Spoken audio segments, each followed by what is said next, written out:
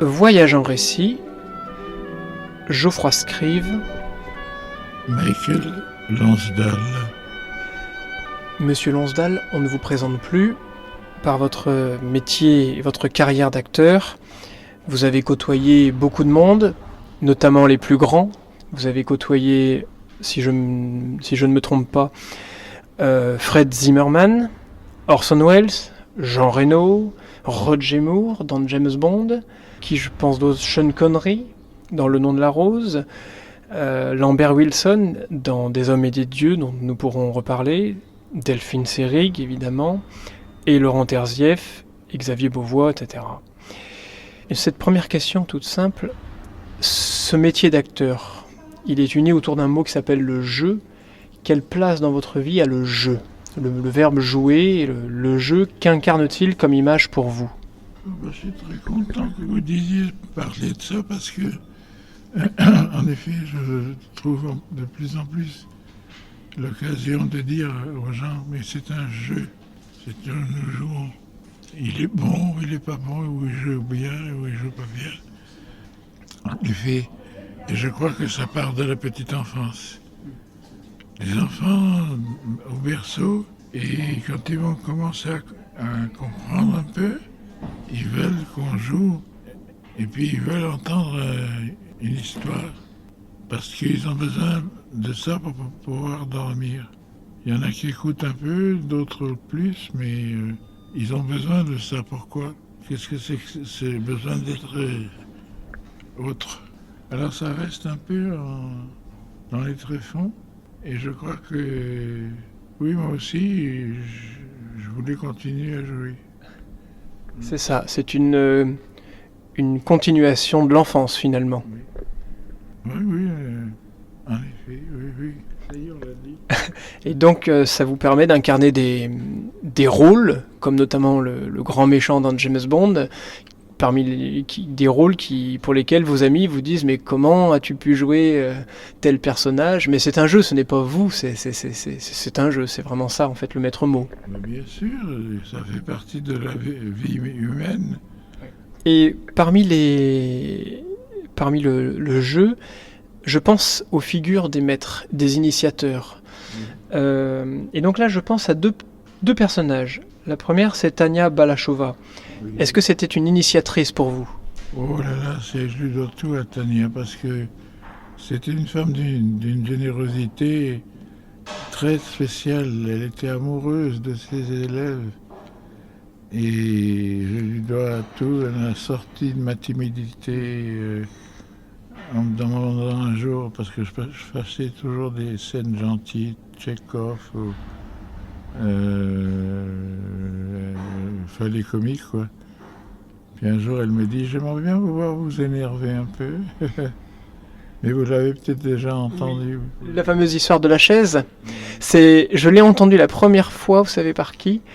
Par Laurent Terzieff, qui racontait cette anecdote. Alors, il n'avait pas assisté à la scène, mais il se souvenait très bien de cette anecdote de la chaise que vous aviez brisée en jouant le misanthrope de Molière.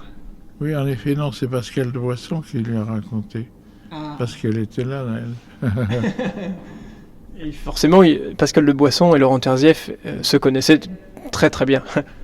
Oui, en effet, oui. Et donc, Tania Balachova, c'est une figure d'initiatrice. Et il me semble vous avoir entendu à propos d'une deuxième figure qui était le père Régamey. Oui. Est-ce que pour vous, ça a été un initiateur ? Bien sûr, ça a été une lumière dans ma vie. Je cherchais obscurément, comme ça, de me rapprocher de Dieu, mais j'étais très timide. Et puis, en rentrant de l'Afrique après la guerre, pas en rentrant, mais en venant habiter à Paris, je cherchais un peu comment faire, et il y a une dame qui m'a dit, il faut aller à Place Fustin-Berg, à l'école comment ça s'appelle, l'atelier de la Croix. Ah oui.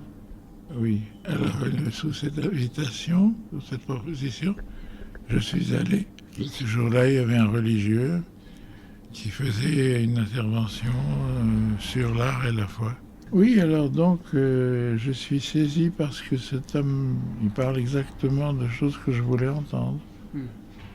Il vous a dit que c'était Dieu que vous cherchiez. Oui, alors ça, c'est après. Oui, oui. Alors j'ai été le voir, timide que j'étais, pour lui dire, monsieur, je savais pas du tout qu'il fallait l'appeler mon père. Ça, j'ai entendu ce que vous avez dit, ça me... Ah bon, ça t'intéresse? Oui, je pourrais t'en parler plus, mais là j'ai un rendez-vous, je peux pas, il faut que je file. Mais voilà mon adresse, téléphone et couvent Saint-Jacques. Et puis son téléphone, appelez-moi dès que vous voudrez.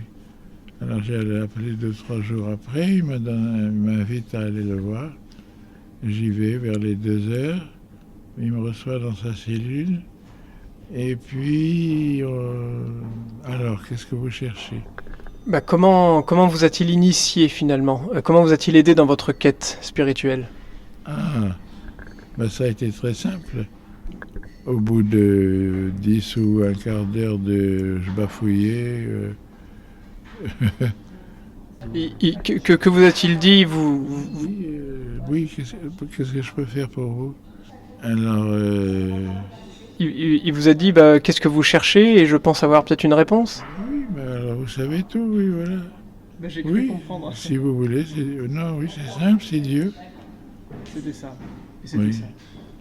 Alors ça, ensuite, la proposition de me baptiser et de devenir son catéchumène pendant 6 mois, c'était court à l'époque. Et quel âge aviez-vous? Mais j'avais 22 ans, je crois, quelque chose comme ça. Ah oui. Vous étiez déjà jeune adulte en fait, déjà. Et plus tard, j'ai cru comprendre que vous aviez rencontré à plusieurs reprises le père Maurice Zendel.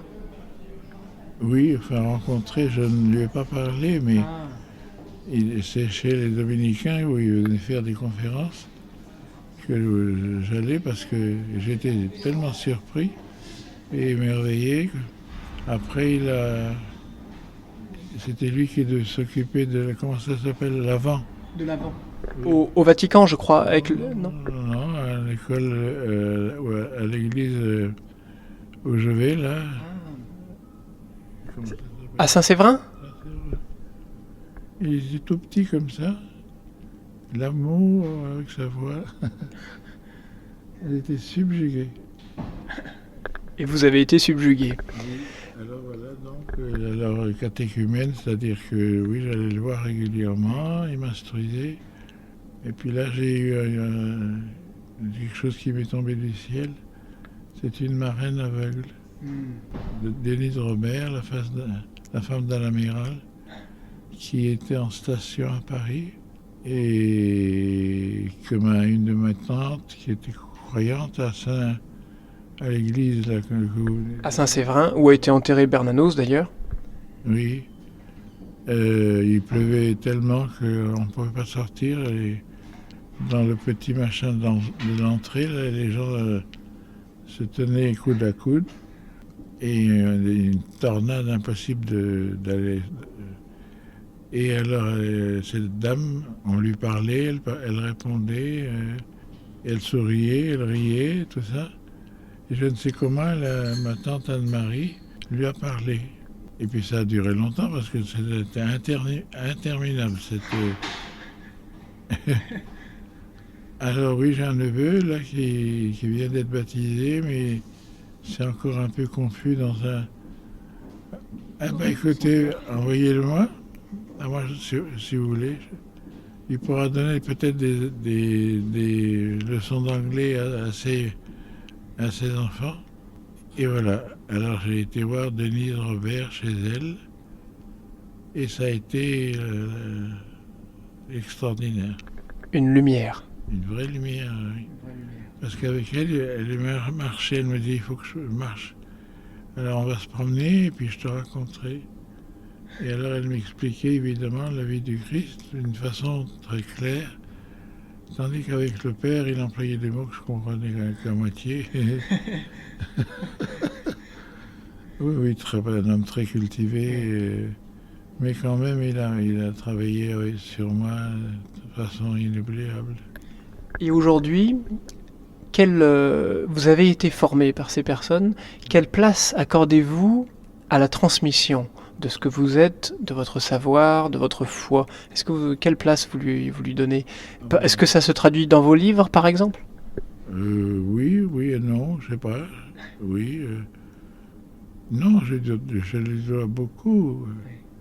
Il m'a, comment dire, il m'a mis des socles comme ça, il fallait monter. Oui. Alors, c'était bien parce que j'avais pas besoin de lui raconter les salades. Oui.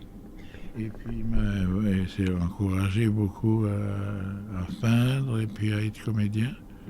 C'est lui qui m'a envoyé voir le Père Carré, Oui. qui était aumônier des artistes quand je cherchais, je ne savais pas où aller. Et le Père Carré, aumônier à Saint-Roch, m'a dit il faut aller chez Madame Balachova, c'est la meilleure en ce moment. Et ainsi la boucle était bouclée. Et en fait, c'était en quelque sorte une première unification de votre vie, parce que ce sont des religieux qui vous ont conduit vers cette dame, Tania Balachova, pour le théâtre. Et vous expliquez dans votre livre que vous avez ensuite unifié votre vie, vous n'avez plus séparé votre foi d'un côté et votre métier d'acteur de l'autre. Donc du coup, voilà, c'était un juste retour des choses. Et aujourd'hui en France, dans ce domaine des artistes, est-ce que vous connaissez d'autres acteurs, d'autres membres de cette confrérie d'artistes qui arrivent aussi à unifier leur vie entre leur métier et leur foi? Oui, je suis entouré de plein de gens. Brigitte Fossé, comment elle s'appelle, l'autre que j'aime tellement. Oui, j'ai plein d'amis très croyants. Et Laurent Terzieff, l'était-il? Parce que je crois qu'il était pratiquant. Mais est-ce que vous en parliez avec lui? Pratiquant à la fin de sa vie. C'est Pascal qui est arrivé, parce qu'ils habitaient à Saint-Germain-des-Prés. Oui. Et c'est elle qui l'a amené. Je sais pas, le baptême, je sais pas, je crois qu'il avait été baptisé. Mais à la Russe, enfin, je sais pas très bien, mais je sais qu'il n'allait pas à l'église pendant des années. Et puis vers la fin de sa vie, il a accepté d'aller à la messe, oui, c'est ça. Et il y a une image qui m'a bouleversé. Pascal de Boisson. Ah, qui a fait ça. Ben oui, elle vivait avec lui, alors. Et dans le petit livre que j'ai là, il y a une image que j'ai retenue, que j'ai trouvée très belle. Je suis revenu sur cette image. Vous savez, c'est Jean Rochefort qui parle lors de l'enterrement de Laurent Terzieff et qui dit cette phrase incroyable qui m'a marqué. Il dit « C'était un seigneur, il a choisi l'art, il aurait pu être une star hollywoodienne, et on sort de cet enterrement avec un peu de mépris pour soi-même. » Pourquoi disait-il ça?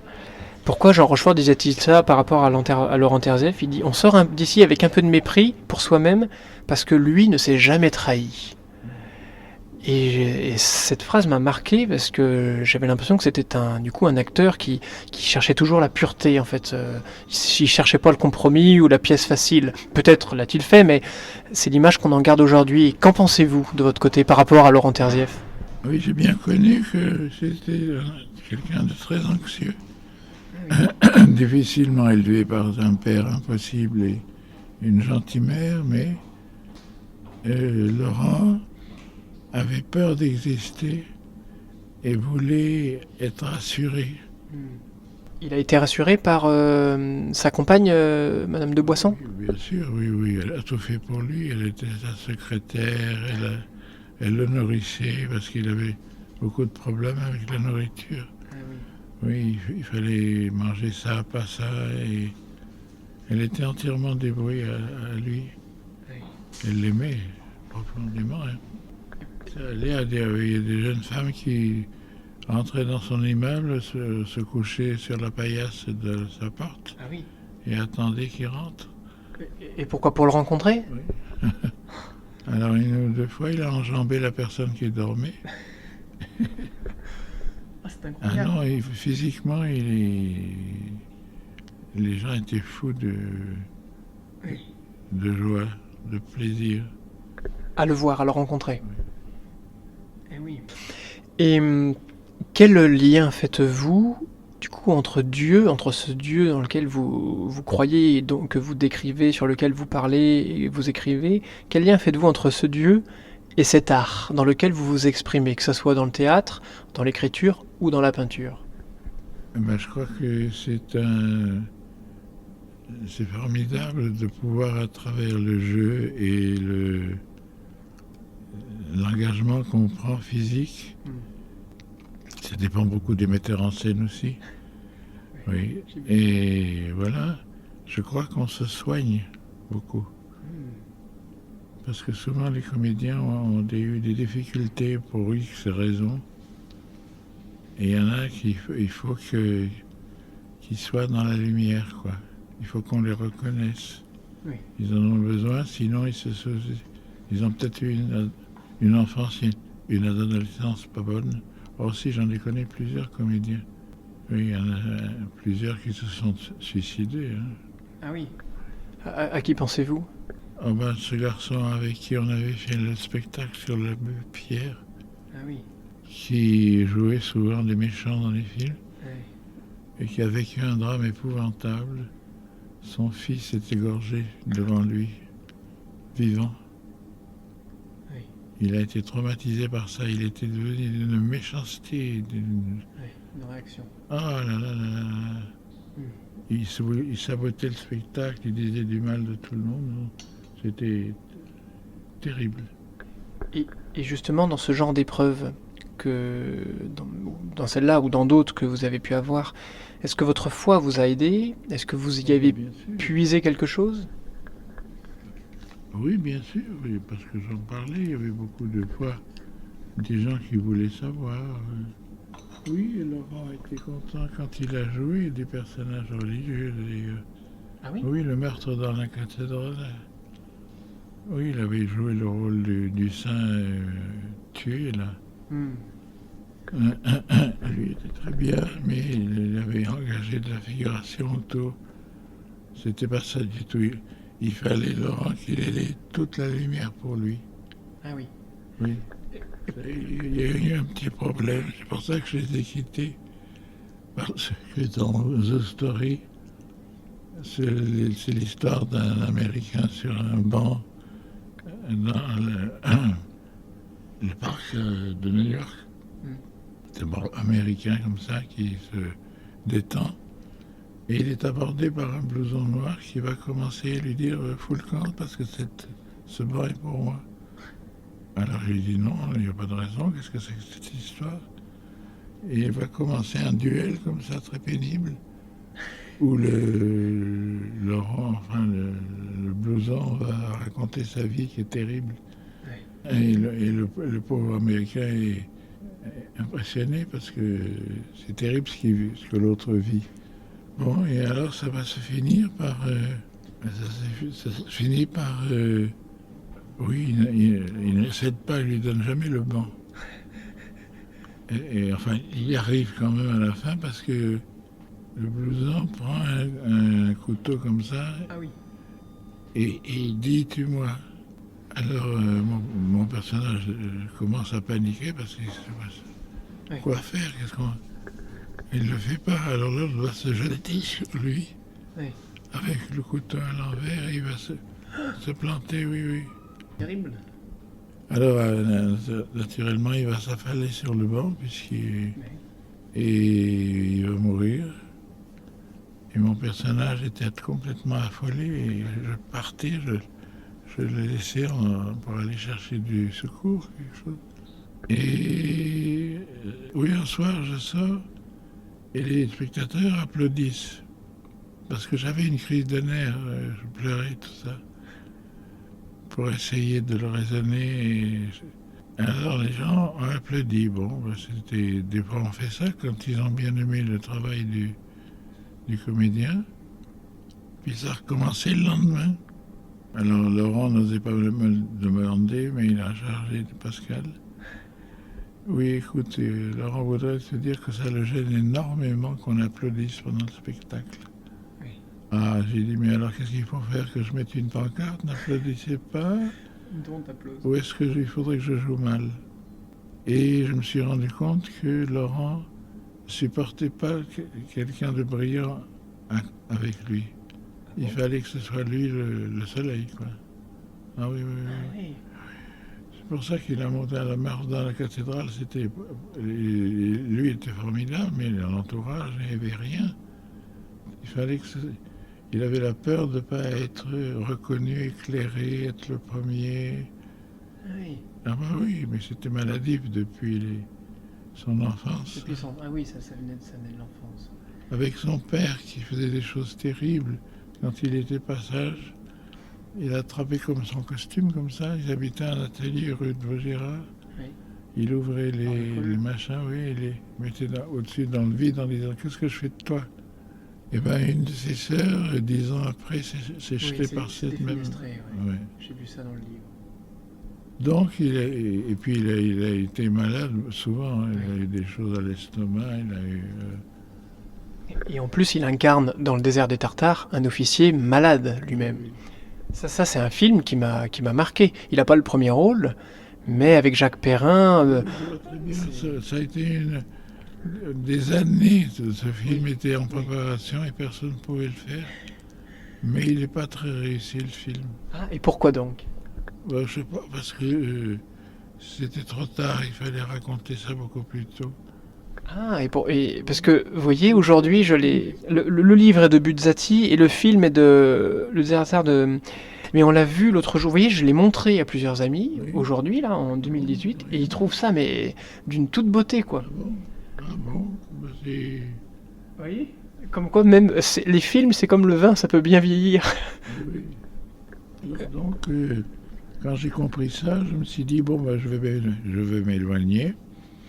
Alors on a continué la série de The Story et puis quand on a arrêté et l'année suivante quand il m'a sollicité pour reprendre, j'ai dit non. D'accord. Non. Ça le gênait que quelqu'un soit applaudi à côté de lui, quoi. Mais est-ce qu'il se rendait compte? Oui, il s'en rendait compte. Il fallait ça pour qu'il soit rassuré. Et est-ce que vous avez vu une évolution après avec les années? Que c'était peut-être moins... Ça a été pareil jusqu'à la fin. Oh oui. Et... J'aimais beaucoup parce qu'il venait à la maison des fois, il buvait trop et... Ah oui? Ma mère elle était au petit soin pour le... Au petit soin? Oui, pour le faire boire, manger, tout ça. Parce qu'il a un physique très émacié en plus. Oui, mais il fallait qu'il mange, il ne mangeait pas. Il fallait, oui. Et pourtant, quand on le voit réciter les vers de Rilke, vous savez, pour écrire un seul vers, il faut avoir vu beaucoup de choses, de villes, d'hommes. C'est magnifique quand il raconte ça. Enfin, il était né pour le théâtre, c'était sa vie en fait. Oui, complètement. J'aimerais revenir sur un aspect. Vous dites deux choses que j'ai retenues dans vos ouvrages, notamment dans L'amour sauvera le monde. Vous dites que vous êtes insatiable de découvertes, insatiable de projets, vous êtes toujours en mouvement. La preuve, nous sommes ici à Brest, vous êtes parti dans un tour de France pour ce dernier livre que vous avez fait, et vous êtes en plus découvert un talent, comme quoi l'Esprit Saint veille tout au long de la vie, vous avez découvert un talent pour l'écriture, pour parler de lui. Vous dites ça dans votre livre. Et est-ce que écrire vous anime? Est-ce que ça vous plaît? Non, je préfère parler. Ah oui, c'est intéressant. J'écris sur la page. Je peux pas, j'ai pas le temps. Ah. Et tous les choses sont des interviews. D'accord. Oui. Donc c'est plutôt un talent oratoire, ce qui correspond au métier d'acteur. Oui, les livres que j'ai fait avec Philippe Ray. Oui. C'est toujours lui qui posait les questions et moi qui répondais. Ah. J'aurais pas eu le courage ni le temps. Alors ça m'amène justement à une autre question. Chez Philippe Ray, justement, parce que j'ai découvert cette édition en lisant Le Temps scellé de Tarkovsky. Et en tant qu'acteur, est-ce que vous avez vu ces films, peut-être côtoyé le cinéaste, et qu'est-ce que vous en avez pensé? Ah, vous avez adoré ces films? Ah oui, complètement, c'est merveilleux. Vous les avez tous vus? Peut-être pas tous, mais J'ai participé d'une chose très discrète. Quand il y avait ce film entre un ménage qui se disputait, je ne sais plus le titre. Le sacrifice à la fin de sa vie. Solaris dans la cité. J'ai doublé la voile de l'homme offensé. Ah. Mais il n'était pas là. Ah non, attendez, je sais. Ah non. Non, je pensais à un film de Bellatar, dans lequel vous incarnez la voix du patron de café. Mais c'est un autre film. Quel dommage qu'il ait arrêté de travailler. Oui, il a arrêté après Le Cheval de Turin, je crois. Oui. Non, l'histoire de... Non. C'est l'histoire en Corse. Oui, là c'est une histoire en Corse, c'est... je sais plus le titre. Je connais ce film, mais c'était pas très bien. Non. Très long. Les autres, pourquoi il a voulu arrêter? Eh bien, j'ai cru comprendre sur Internet qu'il disait que le public n'était plus en attente de ce genre de film assez lent, qui dans une recherche un peu spirituelle. C'était sa position. Oui, mais c'était formidable, justement. Je suis d'accord avec vous. Oui, c'est vrai que les gens, il y a tellement de films rapides, on s'entretue, on pousse des hurlements, que je ne le vois jamais. Je ne vais jamais ce genre de film. Le crime, le machin. Déjà, je trouve que c'est... Enfin, peut-être pas le dire parce que... Après... Mais sur la 3, la chaîne 5, 16, non, 15. Tous les soirs, un film de crime. Oui. Tous les soirs. Oui. C'est pas bon de donner au public...